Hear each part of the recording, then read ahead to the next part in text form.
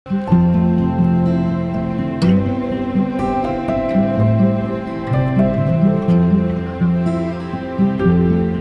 রাতে যা বলে সব সত্যি? হ্যাঁ, সব সত্যি। এতদিন আমাকে জানাওনি কেন? আর আমার সাথে কেন লুকোচুরি খেলে তাসনিন? বিশ্বাস করো আরাফ, আমি তোমাকে জানাতে চেয়েছিলাম, কিন্তু যত দিন যাচ্ছিল না, আমার তোমার প্রতি ভালোবাসা আরো গভীর হয়ে যাচ্ছিল। একই সাথে তোমাকে হারানো ভয় আমাকে তাড়া করছিল। মনে হচ্ছিল সত্যিটা জানলে তুমি যদি চলে যাও। ভালোবাসায় না বিশ্বাসটা জরুরি, যেটা তুমি রাখতে পারোনি। আর তাছাড়া আমি একজন ডিভোর্সি মেয়েকে কেন বিয়ে করবো তাসনিন? স্বীকার করছি আমার ভুল হয়েছে, তাই বলে আমি যে তোমাকে ভালোবাসি এটা তো মিথ্যা নয়। শুধুমাত্র আমার ডিভোর্স হয়েছে বলে আমার তোমাকে ভালোবাসা, একসাথে চলাফেরা সব মিথ্যা হয়ে যাবে? হ্যাঁ, না জানিয়ে না আমি অনেক বড় অন্যায় করেছি, কিন্তু বিশ্বাস করো আরাফ, আমি যা করেছি সব কিছু তোমাকে হারানো ভয় করেছি। দেখো, এখন যখন আমরা বিয়ের সিদ্ধান্ত নিয়েছি, আমি কিন্তু আমার ডিভোর্সের ব্যাপারটা তোমাকে পরিষ্কার জানিয়ে দিয়েছি। প্রতারণার ইচ্ছা থাকলে নিশ্চয়ই আজও তোমাকে ব্যাপারটা জানাতাম না আরাফ। আরাফ, একটা ভুলের জন্য প্লিজ তুমি আমাকে দূরে সরিয়ে দিও না।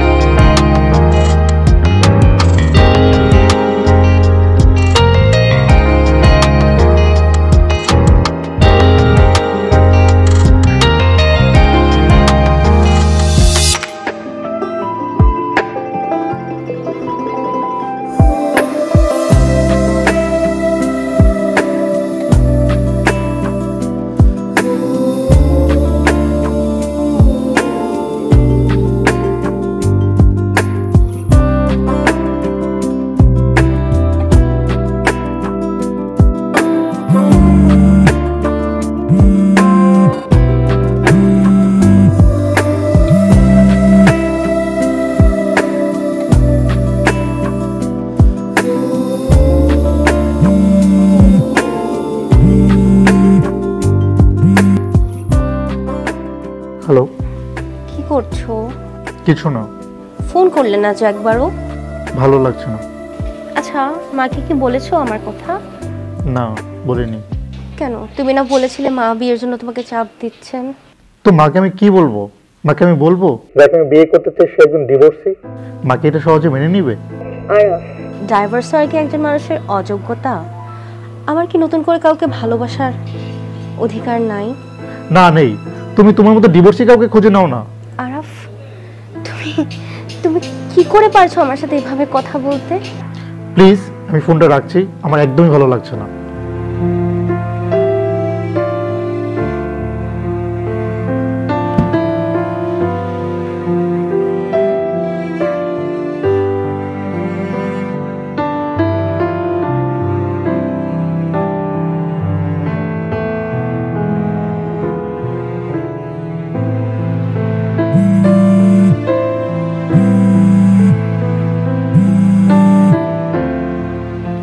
হ্যাঁ মা, বলো।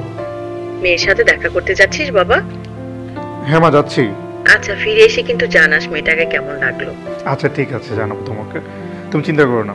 ঠিক আছে বাবা, সাবধানে যাস। ঠিক আছে মা, ওকে রাখছি।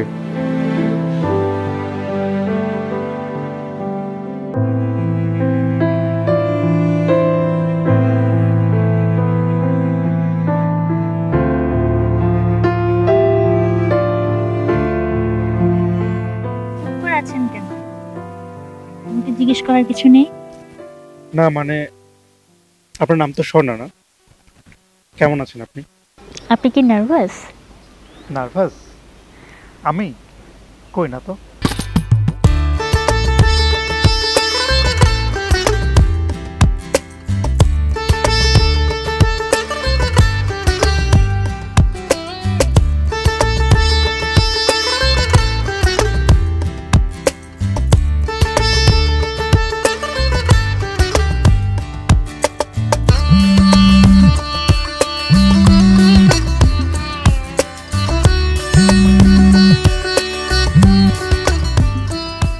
হ্যালো। কি ব্যস্ত নাকি? না, এই তো অফিসে কাজ করছি। জানি তো, জেনেই তো কল করলাম। হ্যাঁ বলুন না। তাহলে বলছেন মেয়ে পছন্দ হয়েছে? এত সুন্দর একটা মেয়ে, তাকে পছন্দ না করার কি কোনো কারণ আছে? তাই বুঝি? এই সুন্দর মেয়েটি আরেকবার দেখা করতে চাইছে ছেলেটির সাথে। দেখা করা যাবে? হ্যাঁ করবে, আজ বিকালেই করবে।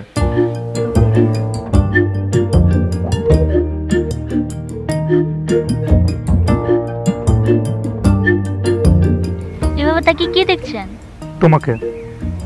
একেবারে তুমি? আপত্তি আছে? থাকতে বলবো না। না, একদমই নেই। তোমার কি আকাশ দেখতে ভালো লাগে? কখনো রাত্রিকে জ্যোৎস্না দেখা? উফ, রাতে জাগতে আমি একদমই পারি না। আবার রাতে চাঁদ। কেন, চাঁদ তোমার ভালো লাগে না? রাত জাগতে আমার একদমই ভালো লাগে না, তাও আবার রাতে চাঁদ দেখবো? How funny.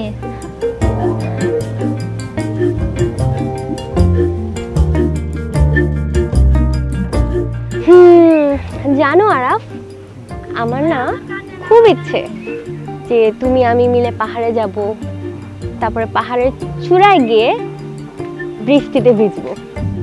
একটা ব্যাপার খেয়াল করেছো? তোমার আর আমার ইচ্ছেগুলোতে কত মিল। মিল তো থাকবেই, কারণ আমরা ভালোবাসি।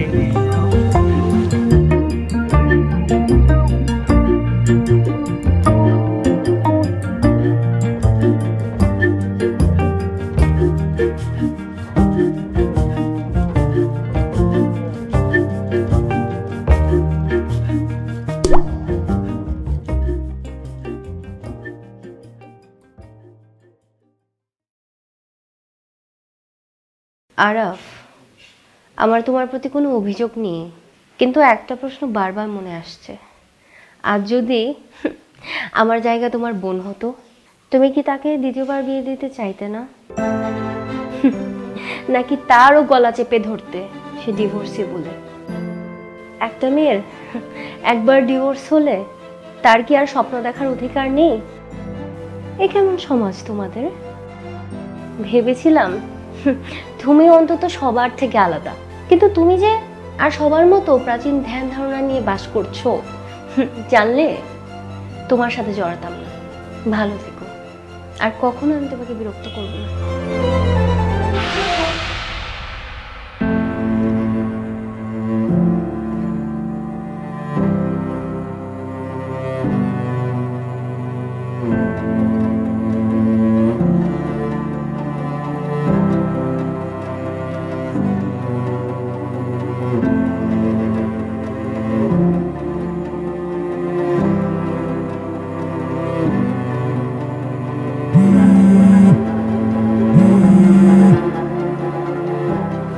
আরফ, তাসনিন, তুমি একটু নিচে আসতে পারবে? নিচে কেন? আসো না, আগে আসো তারপর বলছি।